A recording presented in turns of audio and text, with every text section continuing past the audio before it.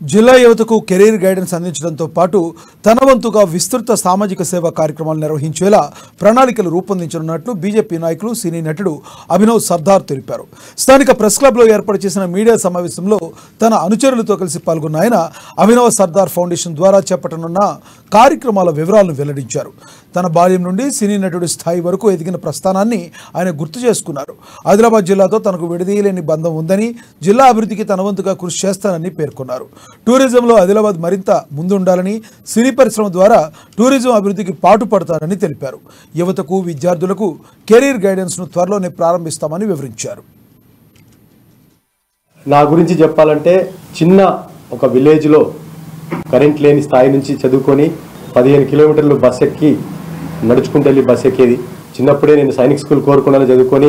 ఒక విలువలతో కూడుకున్న స్కూల్ సైనిక్ స్కూల్ అంటే మీ అందరికీ తెలుసు. చిన్నప్పటి నుంచి ఒక సేవాభావంతో పెరిగాను కాబట్టి అదే వాల్యూస్ తోటి ఈరోజు నేను బీజేపీ పార్టీలో చేరడం జరిగింది.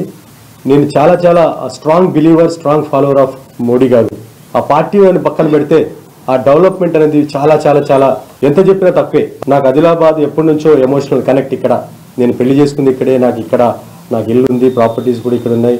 మా మామగారు మీ అందరికి తెలుసు, సబ్ రిజిస్టర్ జయవంతరావు. సో ఇక్కడ మనుషులని అంటే నేను చూసిన అభివృద్ధి, తెలంగాణలో ఇన్ని రిసోర్సెస్ ఉండి కూడా అభివృద్ధికి నోచుకోలేని ప్లేసు అంటే ఆదిలాబాదే.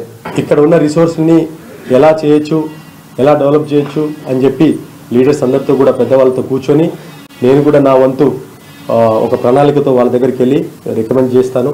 At some point of time, at some stage ఎవరో ఒకరు స్టార్ట్ చేయాలి. సో మీరు అనొచ్చు ఈరోజు స్టార్ట్ చేసేస్తాం డెవలప్మెంట్. ఇది చిన్నగా ఒక ప్రాసెస్ స్టార్ట్ చేస్తాం.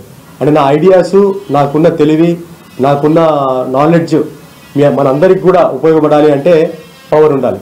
నేను మాట్లాడగలగాలి, మనం పార్లమెంట్లో మాట్లాడగలగాలి. డెఫినెట్గా ఆపర్చునిటీ వస్తే 100% చేస్తా, ఈసారే చేస్తా. అది దిష్టాన్ని నిర్ణయిస్తా.